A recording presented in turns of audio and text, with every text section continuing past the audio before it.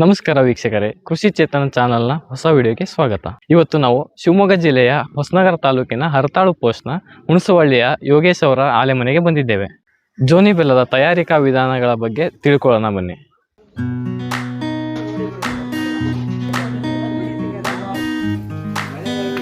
ನಮಸ್ಕಾರ. ಯೋಗೇಂದ್ರ ಅಂತ ನನ್ನ ಹೆಸರು. ಹುಣಸವಳ್ಳಿ ಗ್ರಾಮ. ನಮ್ಮ ತಂದೆ ಹೆಸರು ಹಾಲನಾಯ್ಕ ಅಂತೇಳಿ. ನಾವು ಈಗ ಒಂದು 15 ವರ್ಷದಿಂದ ಇಲ್ಲಿ ಮಾಡ್ತಾಯಿದ್ದೀವಿ. ಇಲ್ಲಿ ರೈತರೆಲ್ಲ ಬಂದು ಮಾಡ್ಕೊ ಹೋಗ್ತಿದ್ದಾರೆ.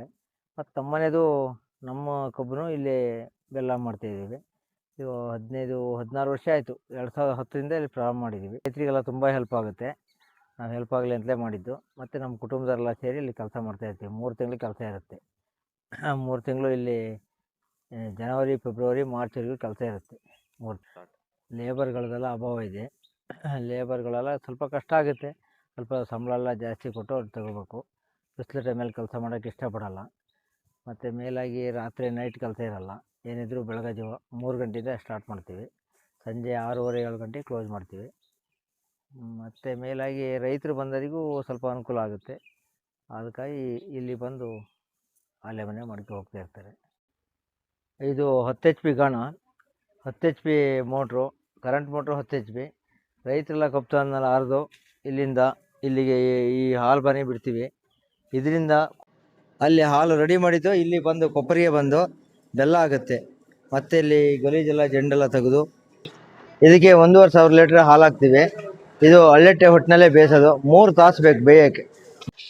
ಹಾಲು ಮಾಡಿ ಆ ಹೊಟ್ಟೆನ ತಗೋಗಿ ಬಿಸಿಲಿಗೆ ಹಾಕಿ ಒಣಸಿ ಅದೇ ಹೊಟ್ಟಿನಿಂದ ಇಲ್ಲಿ ಬಂದು ಬೆಲ್ಲ ಬೇಯಿಸೋಕ್ಕೆ ವ್ಯವಸ್ಥೆ. ಯಾವುದು ವೇಸ್ಟ್ ಮಾಡೋದಿಲ್ಲ. ಅದು 1 ವರ್ಷಕ್ಕೆ ನಮಗೆ ಸಮ ಆಗುತ್ತೆ, ಕೆಲಸ ಆಗುತ್ತೆ. ಹೊರಗಡೆ ಬೇರೆ ಕುಂಟೆ ಕಟ್ಟಿಗೆ ಯಾವುದೂ ಉಪಯೋಗ ಮಾಡೋದಿಲ್ಲ. ಬೆಂಕಿನ ಒಂದೇ ಅಳತಿಗೆ ಹಾಕ್ತಾ ಬರ್ತಾ ಇರ್ತೀವಿ. ಮತ್ತು ಜಾಸ್ತಿ ಬೆಂಕಿ ಹಾಕಿದರೆ ಅದು ಹೊರಗೆ ಬರ್ತೈತಿ. ಸ್ವಲ್ಪನೇ ಕಡಿಮೆನೇ ಹಾಕ್ತಾ ಇರ್ಬೇಕು. ಹಿಂಗೆ ಇಲ್ಲ ಅಂದರೆ ನಮ್ಮ ಕಡೆಗೆ ಇತ್ಲಾಗೆ ಬೆಂಕಿ ಬರ್ತಾ ಇರ್ತೈತಿ. ಬೂದಿ ತೆಗೆದಿಟ್ಟಿದ್ರೆ ಉರಿ ಹೇಳಲ್ಲ ಬೆಂಕಿ. ಇದು ಬೂದಿ ತೆಗೆದ್ರೆ ಬೆಂಕಿ ಎದ್ದು ಮೇಲೆ ಕುದಿತೈತೆ ಅಷ್ಟೇ. ಬೆಲ್ಲ ಹದ ಬಂದ ಮೇಲೆ ಪಾಕಿದ ಬನ್ನಿ ಬಿಡ್ತೀವಿ. ಒಟ್ಟು 12 ಡಬ್ಬಿ ಬೆಲ್ಲ ಆಗುತ್ತೆ. ಇದು 12 ಕ್ಯಾನ್ ಬೆಲ್ಲ ಆಗುತ್ತೆ ಇಲ್ಲಿಂದ. ಮತ್ತು ಯಾವುದು ಕೆಮಿಕಲ್ ಏನು ಸೇರಿಸೋದಿಲ್ಲ, ಯಾವುದೂ ಇಲ್ಲ. ಚೆನ್ನಾಗಿ ನ್ಯಾಚುರಲ್ ಆಗಿ ಒಳ್ಳೆ ಬೆಲ್ಲ ಬರುತ್ತೆ. 1,500 ಲೀಟ್ರಿಗೆ 1/4 kg ಕೊಬ್ಬರಿ ಎಣ್ಣೆ ಹಾಕ್ತೀವಿ. 1/4 kgಯಿಂದ ಅರ್ಧ ಲೀಟ್ರ್ ಕೊಬ್ಬರಿ ಎಣ್ಣೆ ಹಾಕ್ತೀವಿ. ಸುಣ್ಣ 10 ಗ್ರಾಮು ಇಲ್ಲ 20 ಗ್ರಾಮ್ ಸುಣ್ಣ ಹಾಕ್ತೀವಿ. ಟ್ರಾಲಿ ಮುಖಾಂತರ ಇಲ್ಲಿ ತಂದು ಹಾಕ್ತೀವಿ. ಅದು ಒಂದೊಂದು ಕ್ಯಾನ್ 25 kg ಬರುತ್ತೆ. ಅಲ್ಲಿಗೆ 1,500 ಲೀಟ್ರಿಗೆ 12 ಕ್ಯಾನ್ ಬೆಲ್ಲ ಬರುತ್ತೆ.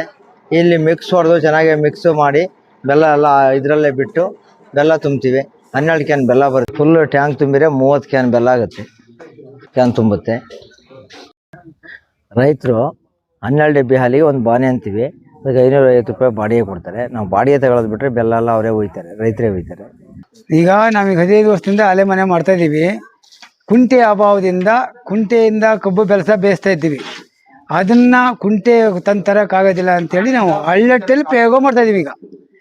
ಈಗ ಹಳ್ಳೆಟ್ಟೆಲ್ಲಿ ಪ್ರಯೋಗ ಮಾಡಿ ಈ ಥರ ಬಲೆಯನ್ನು ಕಂಡು ಹಿಡಿದು ಮಾಡಿ ಈಗ ಬೆಲ್ಲ ಬೇಯಿಸ್ತೀವಿ. ಹಳ್ಳೆಟ್ಟೆಯಿಂದ ಬೆಲ್ಲ ಬೇಯಿಸಿ ಅವರಿಗೆ ತಕ್ಕಂತೆ ಬಾಯಿಗೆ ಯಾವ ಥರ ಕ್ಯಾನಿಗೆ ಯಾವ ಥರ ಗಟ್ಟಿ ಬೇಕು, ಜೋನಿ ಬೇಕೋ ಗಟ್ಟಿ ಬೇಕೋ ಮಾಡ್ತೀವಿ. ಅವ್ರವ್ರಿಗೆ ತಕ್ಕಂಗೆ ರೈತರು ಏನು ಬರ್ತಾರೆ, ರೈತರು ಏನು ಕೇಳ್ತಾರೆ ಆ ಥರ ಮಾಡಿಕೊಡ್ತೀವಿ. ಅದಕ್ಕೆ ಹಾಕೋ ಕ್ರಮ ಏನು ಅಂದರೆ ಸ್ವಲ್ಪ ಇದೆಲ್ಲ ಜಂಡು ಕೆಸರನ್ನೆಲ್ಲ ತೆಗೆದ ಮೇಲೆ ಸುಣ್ಣ ಹಾಕ್ತೀವಿ. ಸ್ವಲ್ಪ ಸುಣ್ಣ ಹಾಕಿದ ಮೇಲೆ ಒಂದು ಹಾಲು ಅಂತ ಬರ್ತೈತಿ. ನೊರೆಯಾಗಿ ಎದ್ದು ಬಂದಾಗ ಸ್ವಲ್ಪ ಕೊಬ್ಬರಿ ಎಣ್ಣೆ ಹಾಕ್ತೀವಿ. ಯಾಕಂದರೆ ಹುಳಿ ಬರಬಾರ್ದು. ಕೆಟ್ಟ ಕಬ್ಬು, ಹಾಳು ಮುಳು ಕಬ್ಬು ಇದ್ದರೆ ಅದು ಕ್ಲೀನ್ ಆಗಬೇಕು ಅಂತ ಕೊಬ್ಬರಿ ಎಣ್ಣೆ ಹಾಕ್ತೀವಿ ಅಷ್ಟೇ. ಸರಿ, ಮತ್ತೇನಿಲ್ಲ. ಅದಕ್ಕೆ ತಕ್ಕಂತೆ ನಾವು ಹದ ಹಿಡಿದು ಬೆಲ್ಲ ಇಳಿಸ್ತೀವಿ. ಅದು ಕ್ಯಾನಿಗೆ ತಕ್ಕಂಗೆ ಮಾಡಿ ಅದನ್ನೆಲ್ಲ ಹೊಡೆದು ಸಾಟಿ ಕೋಲು ಹೊಡೆದು ಅದು ಸರಿ ಮಾಡಿ ಕ್ಯಾನಿಗೆ ಅವ್ರು ತುಂಬಿಕೆ ಥರ ಮಾಡಿಕೊಡ್ತೀವಿ. ನಾವು ಇದು 15 ವರ್ಷದಿಂದ ನಾವು ತಯಾರು ಮಾಡ್ತಾ ಇರೋದು ಆಲೆಮನೆ. ಹಾಲು, ಹಸಿ ಹಾಲನ್ನು ಕೊಬ್ಬರಿಗೆ ಹಾಕಿದ ಮೇಲೆ ಅದು ಕಾವು ಬಂದು ಕೆಟ್ಟು ವೇಸ್ಟ್ ಇರೋಂಥದ್ದು ಮೇಲ್ಗಡೆ ತೇಲ್ತದೆ. ಅದನ್ನು ಬೆಲ್ಲ ಹಾಳಾಗುತ್ತೆ ಅಂತ ಹೇಳಿ ಆ ವೇಸ್ಟನ್ನು ತೆಗೆದು ಹೊರಗಡೆ ಹಾಕ್ತೀವಿ. ಅದನ್ನು ಹೊರಗಡೆ ಹಾಕಿದರೆ ಬೆಲ್ಲ ಹಾಳು ಆಗಲ್ಲ. ಮತ್ತು 2 ವರ್ಷ ಇದ್ರೂ ಬೆಲ್ಲ ಏನು ತೊಂದರೆ ಆಗಲ್ಲ. ಅದಕ್ಕೋಸ್ಕರವಾಗಿ ಅದನ್ನು 2ರಿಂದ 3 ಸರಿ ತೆಗಿತೀವಿ. ಅದನ್ನು ಎಮ್ಮೆಗೆ ಬಳಸ್ತೀವಿ. ಮತ್ತು ಇನ್ನೇನು ಉಪಯೋಗಕ್ಕೇನು ಬರೋಲ್ಲ. ಅದನ್ನು ಎಮ್ಮೆ ಅಥವಾ ಜಾನುವಾರಿಗೆ ಕೊಡ್ತೀವಿ. ಅದನ್ನು ಕೆಲವ್ರು ಕೊಡ್ತಾರೆ. ಈ ಮನೆ ಹತ್ತಿರ ಇದ್ದರೆ ಒಯ್ತಾರೆ, ಕೊಡ್ತಾರೆ. ಅಥವಾ ಮನೆ ದೂರ ಇದ್ದರೆ ಬೇಡ ಅದೆಂತಕ್ಕೆ ಅಂತ ಹೇಳ್ಕೊಂಡು ಇಲ್ಲಿ ಕೆಲವ್ರು ಹೋಗ್ತಾರೆ. ಹತ್ತಿರ ಇದ್ದಾರಲ್ಲ ಹಾಂ ಗೊಬ್ಬರ ಮತ್ತು ಗೊಬ್ಬರಕ್ಕೂ ಹಾಕ್ತೀವಿ ಅದನ್ನು, ಗೊಬ್ಬರನೂ ಮಾಡ್ತೀವಿ ಅದನ್ನು. ಅದು ಗೊಬ್ಬರ ಗುಂಡಿ ಹತ್ತಿರ ಇದ್ದು ಗೊಬ್ಬರ ಗುಂಡಿ ಹಾಕಿದರೆ ಇನ್ನೂ ಭಾರಿ ಒಳ್ಳೇದು. ಅದು ಗೊಬ್ಬರನೂ ಫಲವತ್ತಾಗಿ ಬರ್ತೈತಿ. ಹಾಂ ಮಾಡಕ್ಕೆ ಬರುತ್ತೆ ಅದು.